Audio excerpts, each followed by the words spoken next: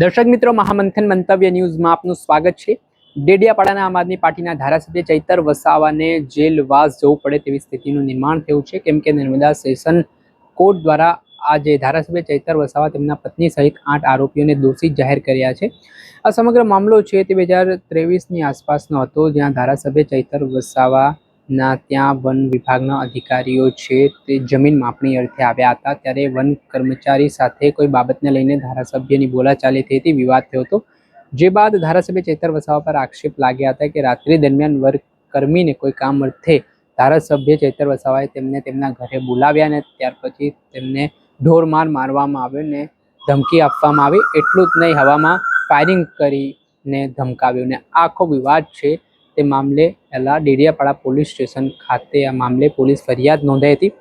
જે બાદ રાજકારણ પણ ગરમાયું હતું। ધારાસભ્ય ચૈતર વસાવાને નાસ્તા ફરતા જોવા મળ્યા હતા અને ત્યાર પછી તેઓ ડેડિયાપાડા પોલીસ સ્ટેશન પોતે હાજર થયા હતા ને આ મામલે ગુજરાત હાઈકોર્ટમાંથી તેમને રાહત મળી હતી।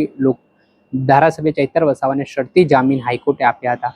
જો કે આ પછી પણ થોડા સમય પહેલા તેમની સામે જે ભાજપના નેતા હતા સંજય વસાવા તેમના દ્વારા હત્યાના પ્રયાસનો ગુનો નોંધાવડાવ્યો હતો ને ત્યારબાદ તેમની મુશ્કેલીઓ વધી હતી। ત્યારે પણ તેઓ 3 મહિના જેટલો સમયગાળો છે તે જેલમાં ભોગવીને આવી ચૂક્યા હતા। ત્યારે આ કેસમાં જો વાત કરીએ તો વનકર્મીને મારવા મામલે નર્મદા સેશન કોર્ટમાં કેસ ચાલી રહ્યો હતો ને આજે સુનાવણી હતી, જેમાં ધારાસભ્ય ચૈતર વસાવા સહિત તેમના પત્ની સહિતના આરોપીઓ છે તેમને સુનાવણીમાં હાજર રહ્યા હતા અને આ દરમિયાન નર્મદા સેશન કોર્ટે ધારાસભ્ય ચૈતર વસાવાને દોષિત ઠેરાવ્યા છે ને હવે તેમની સજાની સુનાવણી થઈ શકે છે। જો 2 વર્ષ કરતાં વધારે સજાની સુનાવણી આવશે તો ધારાસભ્ય ચૈતર વસાવાની મુશ્કેલીઓમાં વધારો થઈ શકે છે ને તેમને જેલવાસ પણ જવું પડી શકે છે। તેના કારણે તેમના ધારાસભ્યનું જે પદ છે તે પણ જોખમાઈ શકે છે।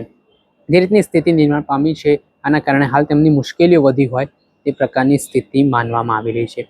દર્શક મિત્ર, આવા જ નવા વિડીયો સાથે આપણે માહિતગાર કરતા રહીશું, પડે અપડેટો આપના સુધી પહોંચાડતા રહીશું। એટલે મહામંથન મંતવ્ય ન્યૂઝ જોતા રહો, લાઇક કરો, શેર કરો।